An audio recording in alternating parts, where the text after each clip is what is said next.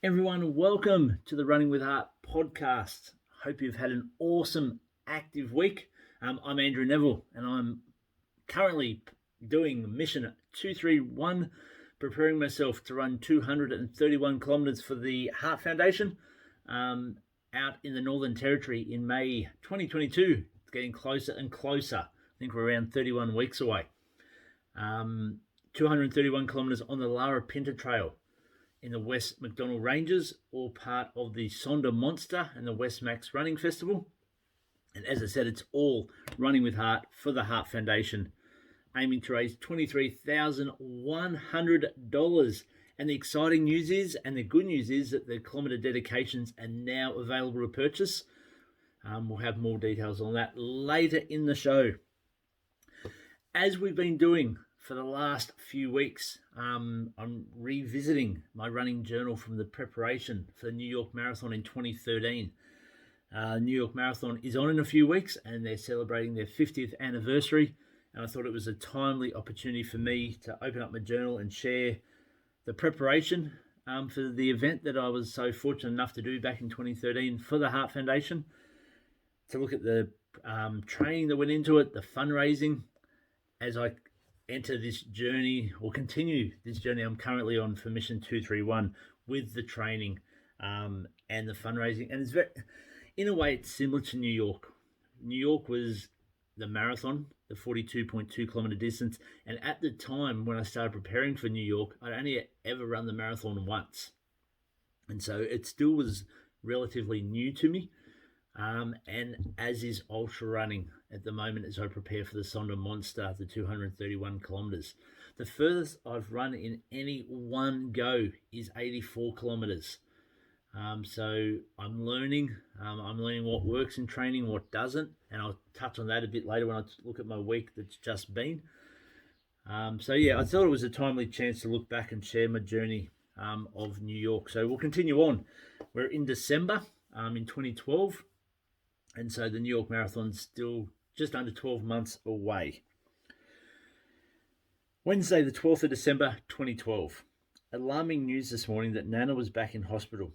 By the end of the day, it is a suspected heart attack. I'm also told that Auntie Rosina was in hospital on Sunday night with a possible heart attack. This is why I'm running with the Heart Foundation. Today I completed a 12k easy run and I really cruised. I smashed the goal pace, a big difference to yesterday. It felt great and I could have easily kept going if I wasn't too short for time. Friday the 14th of December 2012.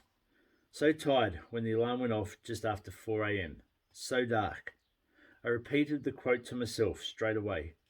While some people sleep, others wake and work hard to achieve their dreams. I stood in the dark after turning the alarm off, trying to convince myself not to go back to bed for another hour. I'm so tired and we have a big weekend in front of us. I continued to move. Breakfast straight away. I had standing in a dark kitchen with the microwave door open. The microwave door open to provide some light, so not to wake everyone. Had a bowl of sanitarium light and tasty and 2 blueberry pancakes. Following personal worship, it was time to leave, just after 5 a.m. Again, as I stood in the doorway looking out at the dark, becoming light morning, I debated whether to go or not. I kept repeating the saying in my head, and I finally stepped out into the fresh morning air. I clocked 7.5 kilometres before arriving at the gym at 5:45 a.m. Straight inside, and I had to stand in front of the fan to try and get rid of all the sweat before people started arriving at 6 a.m. I enjoyed 1 bar from a 1 square meal and a chocolate milk for the second half of my breakfast. The run was really good, as it was my 4th consecutive day. I'd never done that before. My legs were really heavy and I had tight hip flexors. It reminded myself of towards the end of the Gold Coast Marathon. That's good. I need to train with that feeling. Still get my pace below 5 minutes per kilometre, which was my goal. After a busy morning, I ran 5 kilometres home at lunch, which again gave me the opportunity to run on tired and tight legs. I also clocked 12.5 kilometres for the day and gets my weekly kilometres above 40 kilometres for the second consecutive week. I'm very happy with that. The cold pool at the pool party for the school was refreshing and a great recovery for the legs. I think I spoke about this last week. I find it almost amusing when I look at the distances that I'm running back then and the big deal it was. And I can remember at the time it was a massive deal to get the 40 kilometres for a week and then to do it 2 weeks in a row.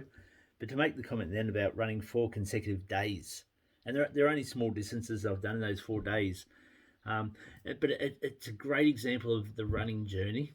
A lot of people look at marathoners or ultra marathoners and I guess have that vision or the view that they just started running ultra marathons or ultra distances, where,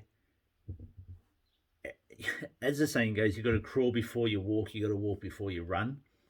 And it's the same with preparing for a marathon or an ultra marathon. When you've never done it before, you can't suddenly just jump in and start running 30 Ks or 40 Ks or 50 Ks.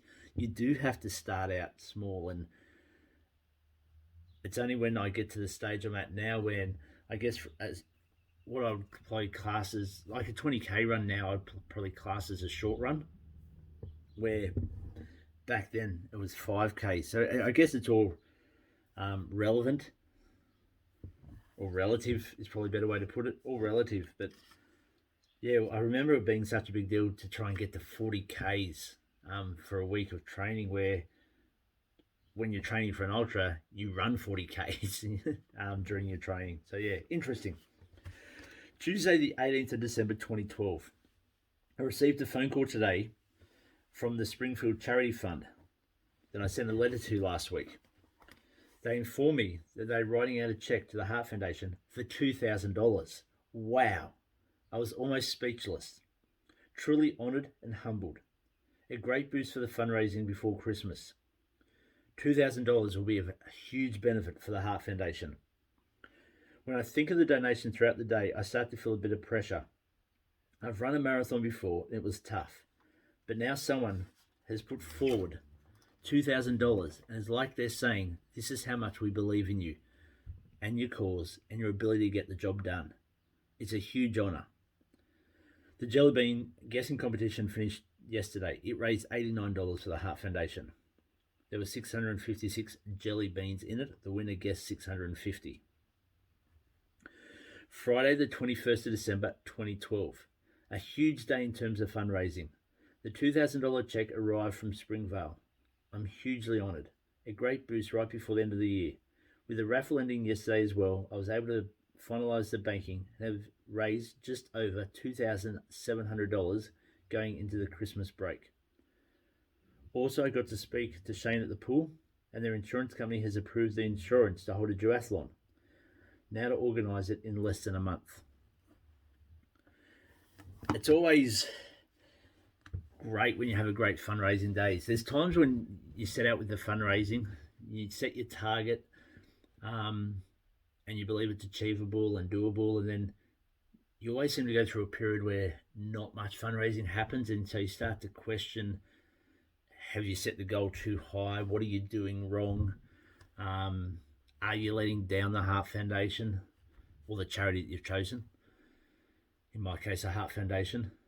And then you'll have a day like I did on the 21st of December 2012 where suddenly some money starts coming in. It suddenly starts building and it picks up momentum for you.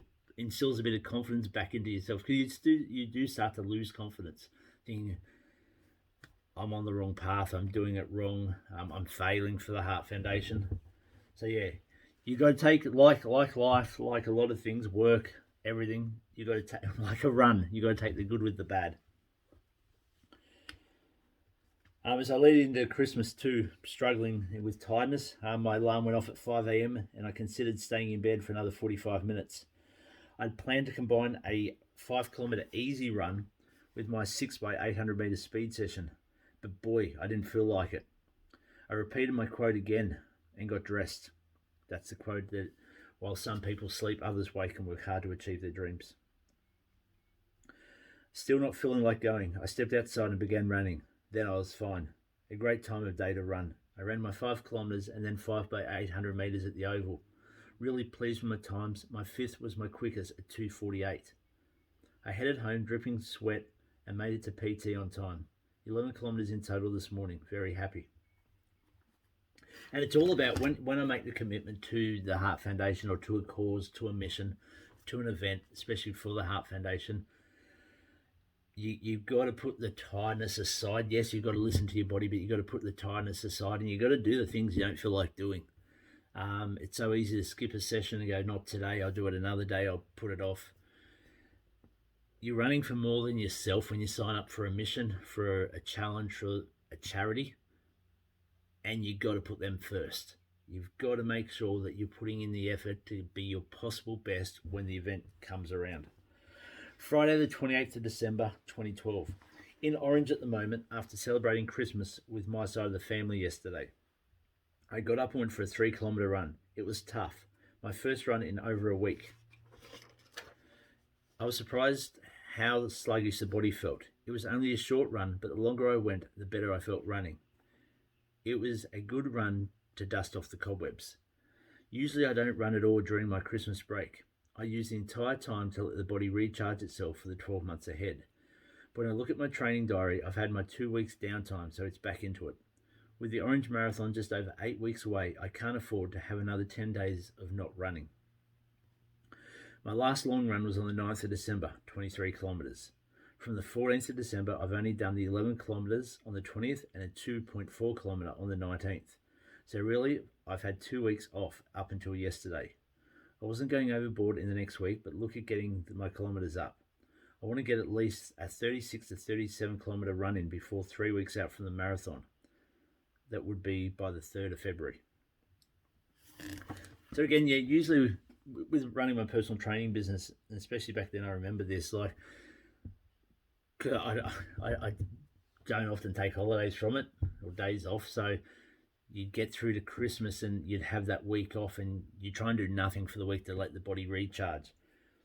And so again, when I've signed up for the Heart Foundation, as I commented earlier, a couple of days earlier, I could feel that pressure on myself because suddenly people are donating money to the Heart Foundation, to the charity, and it's like, okay, I can't let these people down. So that means, change of plans. I've got to keep training, in that week off. We've got to keep my Ks up. We've got to get back in the habit of it. Again, I find it funny that I classed a 3 kilometre run. Like, now I would look at that 3 kilometres and go, is it worth it? Like, I'm going out for maybe 15, 20 minutes. Is it what they call junk miles, where it's not really doing anything but fatiguing you? I'd think at least half an hour, possibly an hour. Or these days I go for a minimum of an hour. I'm training for the ultra. We'll continue on. We're about to enter a new year, and the year of the New York Marathon. Saturday the 29th of December 2012. Back in Portland, had an Arvo nap, and when I woke up, my left calf was hurting. Painful just to walk on. It feels very similar to the injury I had in the left calf 5 weeks before the marathon. Famous Channel 9 cricket commentator Tony Greig died suddenly today, suffering a heart attack. I remember that well, hearing that on the news, and again being shocked that another heart attack was in the news. And again, it just reinforced the belief, I guess, in myself, instilled it, that what I was doing, remembering this was my first major event. I'd run for the Heart Foundation before in Sydney Surf, and had nominated them before in a half marathon, but this is my first major event actually running for them in such a big event. So yeah, suddenly to see heart attack popping up here, there, and everywhere made me realise how big an issue it is here in Australia, and it still is. Hence why I'm still running for the Heart Foundation. It's a cause close to my heart. Heart disease is the #1 killer here in Australia. So Tony Greig, famous cricket commentator. As we move into 2013, Sunday the 6th of January. Headed out for a 10 kilometre run today at 10:30 a.m. in hot conditions. The thermometer at the RSL said 31 degrees. I had a banana right before I left. I kept the pace real slow, 5:20s, and that's 5:20 minutes per kilometre, and still really felt the heat. When I finished, the sweat poured out of me like never before. I made sure I kept drinking throughout the day. I think I would have gone close to consuming 3 litres, maybe more. For my recovery breakfast, I had 2 pieces of wholemeal toast straight away, one with peanut butter, the other with strawberry jam. The bowl of cornflakes with muesli, then 1 poached egg on wholemeal toast. Um, Lunch was spaghetti bolognese and an apple. For dinner, I had 2 chicken burgers at 7 p.m. I head out for a run at 8:10 p.m. I did the first 3 kilometres with Dalton, then another 4 kilometres on my own, 22 degrees. Was hoping to do 10 kilometres but got too dark. 17 kilometres for the day, so happy with the effort. Again, sweat poured out. I didn't think I'd sweat that much after dark. I'm still drinking lots and a green Zupa Duper and a glass of frozen pineapple juice. Very pleased with my first week of the year, clocking 30.7 kilometres. The Orange Marathon's 7 weeks away. My left calf is a bit tight. So that gives an insight back then into what I would eat on a long run day. And I probably eat more than that now.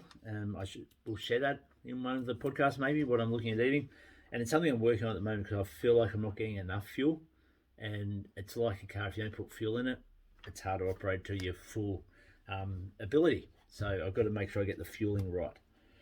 Tuesday, the 8th of January, 2013. With a predicted heat wave, light conditions, and a cancelled early morning PT session, it gave me a great opportunity to get a run in before the temperature climbed too much. I headed out at 5:30 a.m.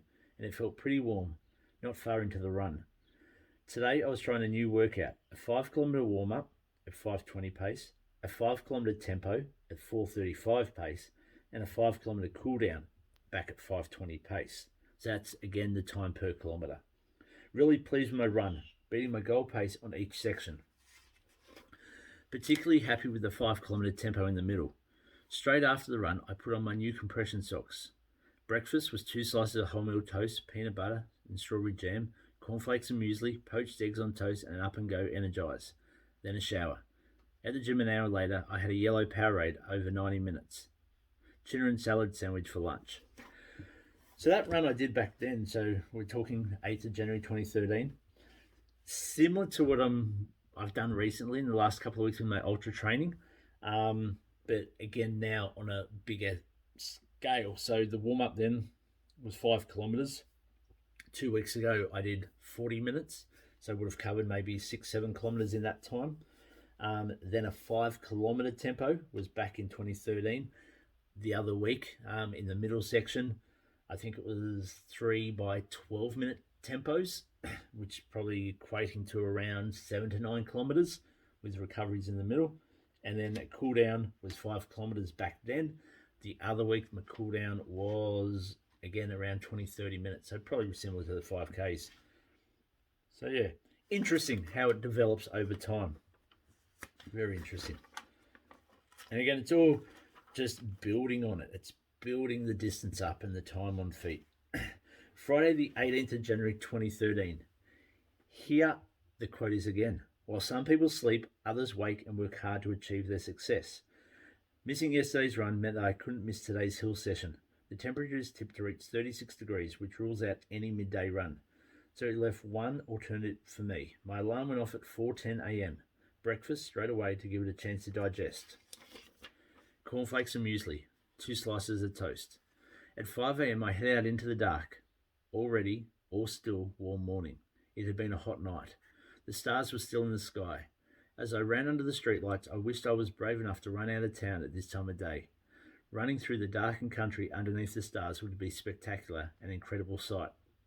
I completed 2 kilometres before starting my hill repeats, 8 by 200 metres in front of the Portland Central School. By the time I ran my last, the sky was changing and the sun wasn't far away. Despite the darkness, I was still a lather of sweat. A 2 kilometre cool down home, I had less than 10 minutes to be out of the door and on my way to work for PT and the gym at 6 a.m. I grabbed a banana and chocolate Energize up and go for a second breakfast. Very pleased with my morning efforts. After a morning session of PT, gym and classes that finished at 11:15, I spent an hour doing my weight session. By evening, my legs were sore, but I felt good. A call from Mum and Dad this morning to say Nana is back in hospital. Ambulance took her at 1 a.m, fluid filling up her lungs again, heart just not strong enough. She is part of my inspiration to run New York. the New York Marathon for the Heart Foundation. She's truly a battler, and if I can give half the effort in the marathon battle that Nana gives day to day, I'll do very well and be very proud. And again, that day gives I guess, an example of the dedication and the commitment you've got to make, or I make, when signing up for an event. I've said it before, when I do something, I want to do it to the best of my ability. I'm not going sort of half-hearted. And so it meant, setting the alarm at 4 a.m. and getting up and going out and doing that session in the darkness. It's funny too, I make the comment there, I wish I was brave enough to run out of town. Something I do now. So again, the more you do something, the more you get used to it, and the braver, I guess, we become, and we are more willing to step outside the comfort zone. Thursday, the 31st of January. I'm probably not getting enough sleep at the moment. With long work days and high kilometre weeks, my body feels tired. I'm pushing through this week, as from Monday, my 3-week taper begins for the Orange Marathon. It will hopefully ease things slightly. When the alarm went off this morning, so I could fit in my 4x800 metre speed session in before my 6:30 PT, I really didn't feel like running. I dragged myself down to the gym anyway. Even when I started my first interval, my head was telling me just to stop. The body wasn't willing. I pushed on. Slowly the runs got easier. Okay, not easier as such, but the mind and body worked together instead of against each other.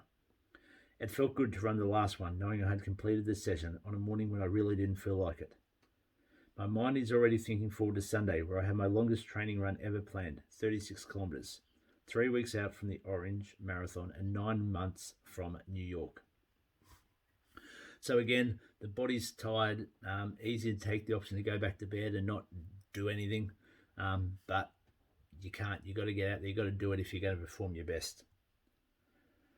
Sunday the 3rd of February 2013.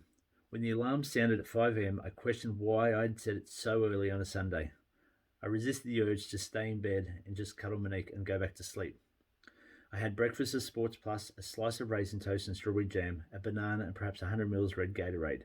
Breakfast finished by 5:20 a.m. and I was ready to head out the door 30 minutes later. Mind games hit though.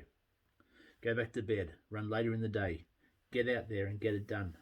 36 kilometres is a long way. What if something happens out there during the 36 kilometres? Play it safe, go later. If I go later, it won't happen. You've done all your other training. This is the last long run before tapering. It won't hurt to miss. I've never run this far. This will be an achievement. Eventually, I stepped outside into the cold February air and began, one foot in front of the other. And again, I spoke about this recently in one of my vlogs, the mind games that go on, the voices, the negative voices, the positive voices, and the battle that goes backwards and forwards, trying to convince you not to do something, convince yourself to do something. And if you can conquer the mind, you go a long way to achieving any goal. My fueling strategy today was simple.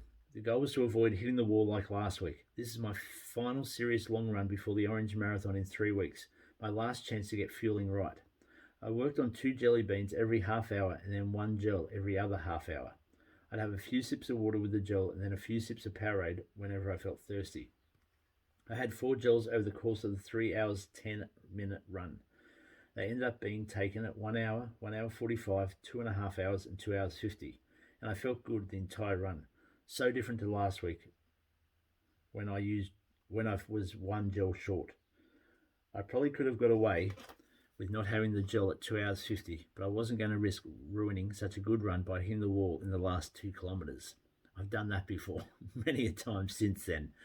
Despite soreness in the hip flexors and ankles, tightness in the hamstrings and quads, I felt I could have run the extra 6 kilometres today and completed the marathon distance. I considered it briefly, but didn't want to risk ruining the confidence I built in the final long run. I did actually go out with the kids 2.5 hours later, following my second breakfast. That gives me 40 kilometres for the day and over 60 kilometres for the week, my first time ever. I feel ready for the Orange Marathon in 3 weeks. Now the tapering starts. Friday the 8th of February 2013. Notified today that Angus Place Colliery is donating $500 to the marathon mission. The Portland Quilters have also made a Japanese themed quilt that they're raffling and donating to the proceeds to my Heart Foundation cause. Tomorrow I'm holding the Portland Duathlon in conjunction with the Portland Pool. It's great when you get so many people on board, backing myself, backing the mission, backing the Heart Foundation. And it's a great thing about small communities, and particularly the Portland community where I live, that everyone does get behind such a cause and responds to that call to arms, I guess. And I really appreciate it. And again, now the fundraising is going well, going slowly along. We've got a lot to go, but as I mentioned earlier, the kilometre dedications are now available, which plays a big part in the fundraising goal. I'll talk about that very shortly. The inaugural Portland Duathlon, held on the Saturday, the 9th of February 2013. Greeted early by a beautiful summer morning, clear skies and sunshine. God had blessed the morning for the running of my fundraising event, the Portland Duathlon. I met Shane and Mal down at the Portland pool at 7:15 so we could set up and be ready and hopeful for the arrival of participants at 8 a.m. Monique went to set up the Rego area, Dalton drink station, Shane the pool, and Mal and myself set up the 500 metre running track. I had no idea how many people to expect today. A bit of relief, I guess, to see people walking through the gates at 8 a.m. By 8:30 we were ready to go, so I gave a welcome talk and pre-race briefing. We were holding 4 events: the kids race across the pool and a 500 metre run, a 1 for fun 50 metre swim, 500 metre run, the 3x3, the 150 metre swim with a 1.5k run, and the 5x5 challenge, 250 metre swim, 2.5k run. I was pleased with the number of entrants in the events, especially in the 5x5 challenge. We had a dozen kids or thereabouts in the kids race, 14 in the 1 for fun, 5 in the 3x3 and 7 in the 5x5. It was a great morning and fantastic sight to see everyone having a go and having fun.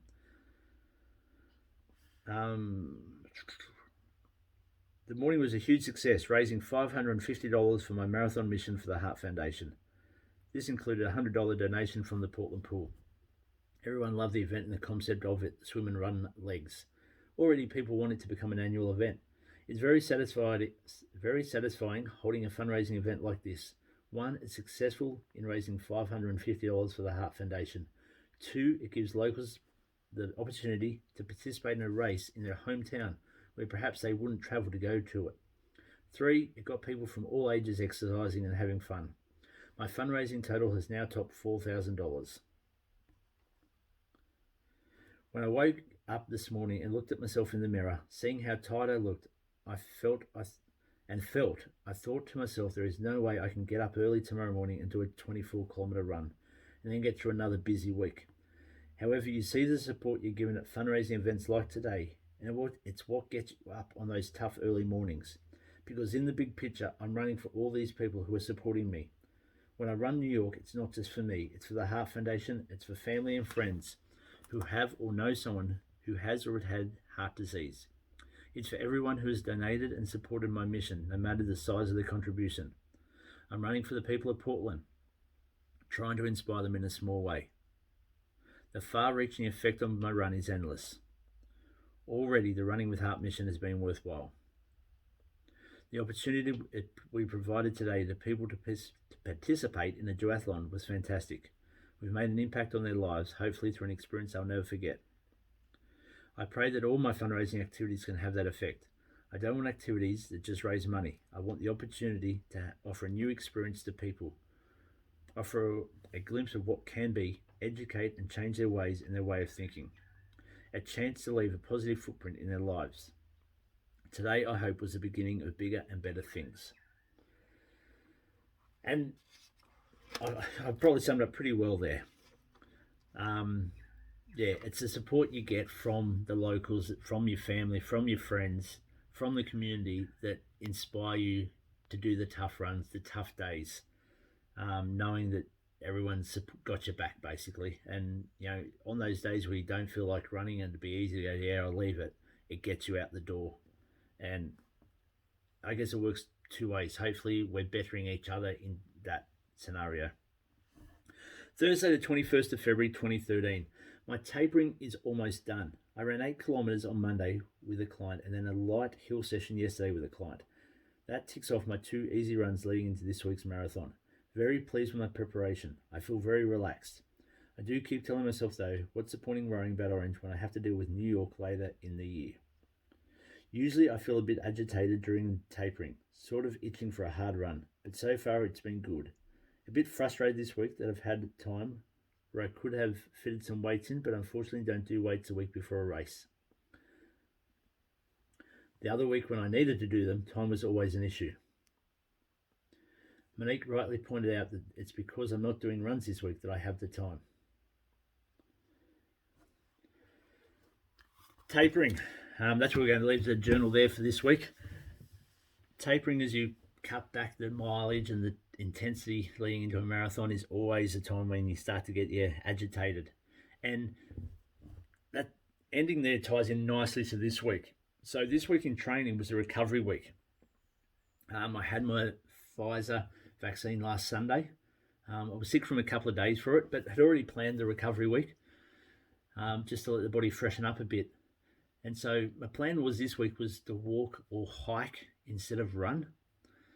One, it gives training for the hiking because it's going to be a part of the Sonder Monster, no doubt. When you're doing 231 kilometers over such a long period of time, it is going to be hard to run the entire thing. So if you haven't trained for walking or hiking, it uses different muscles and uses the muscles in a different way.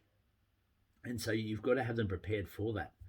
And so I thought, being the 5th week of this current block of training, this phase, there was a good chance to replace the runs with hiking and walking.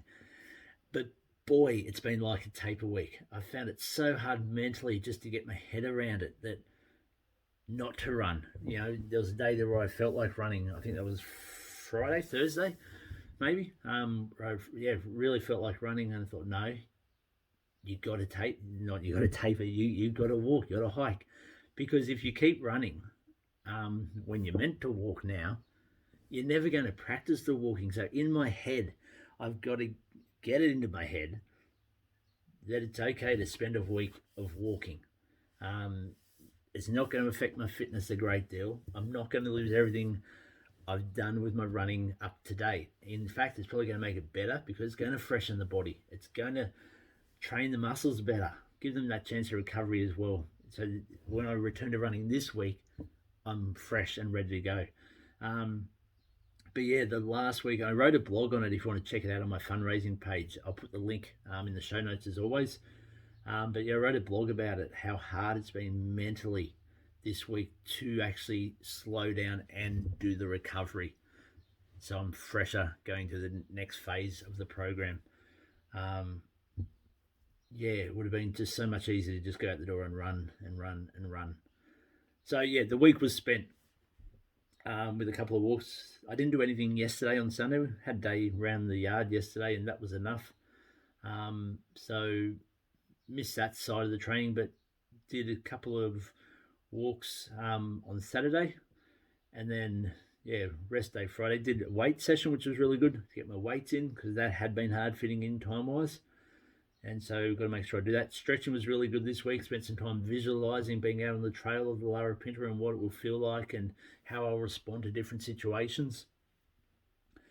But overall, it was a really tough week mentally, and that was simply accepting it was a recovery week and making sure I recovered. That was the toughest thing from this training week. And yeah, as I wrote in that journal back in 2013, tapering always, you get agitated because you feel like you want to run or you should be running, and it's allowing the body to slow down and let it adapt to the changes and the stresses you've been putting it under with the running. So looking forward to getting into another week of big training, big few weeks in front, a lot of Ks, a lot of time on feet, but ready to rise to the challenge as we push ahead on Mission 231. Let's talk about, before I go, the kilometre dedications. So the kilometre dedications, going big here. 231 kilometres is what I am running out there on the Larapinta Trail in the Northern Territory next May. And it is 231 individual kilometres that I want to sell for dedication to a loved one. It doesn't have to be someone who has had heart disease or has been affected by it. By all means, if you know anyone who has, by all means, yes, let's dedicate a kilometre to them. But it can just be to a loved one. It is about the journey of the heart. And we all know that the heart is where we love. So the way it works, if you want to head to the fundraising page, or if you want to DM me or PM me on Facebook, DM on Instagram, or contact me when you see me in person, and you can purchase a kilometre for dedication to someone you love for $50. Now that $50 goes to the Heart Foundation, and in return you'll also get a certificate to say you're a kilometre dedicator and which kilometre you've picked. So you can pick any kilometre from 1 to 231 kilometres. And when I do the event in May next year, when I get to that kilometre you've chosen, for example, let's say you've picked kilometre number 6 for a loved one, when I get to that kilometre I'll dedicate to your loved one, your chosen person. I'll say a prayer for them as I'm running and have them in my mind as I run that kilometre. And I want to do that for 231 people when I do the event next year. So please spread the word to your family, friends, work colleagues, teammates, everyone. Let's sell 231 kilometres in kilometre dedications. You'll get a certificate, as I said, that will show that you're a kilometre dedicator. It'll have the name of the person you dedicated to, and you have the opportunity to put their photo on it as well. And we'll have a bit of information about Mission 231 and the Larapinta Trail. More information, check out the fundraising page, and I'll put more information below in the show notes as well. But the kilometre dedications are now open, 231 for sale, and I'm hoping they sell like hotcakes. So please jump on board and support the kilometre dedications. A great opportunity to raise thousands of dollars for the Heart Foundation right here by everyone looking at purchasing a kilometre dedication for someone you love. Everyone, we're going to end the Running with Heart podcast for another week right there. Thanks for tuning in. Really appreciate it. Hope you're enjoying sharing the journey with me. Hope you're enjoying the look back at New York and what I did in training and how it's changed for me, I guess, as I prepare for an ultra. It's a whole new ball game, but really enjoying the lessons I'm learning. They're tough sometimes, but it's all part of growing and making myself a better person. And all in all, it's all about changing the world and running with heart and supporting the Heart Foundation. Have a great week, everyone. Make sure you get outside, do some activity, look after your heart, and as always, whatever you do, make sure you're doing it with heart. Bye, everyone.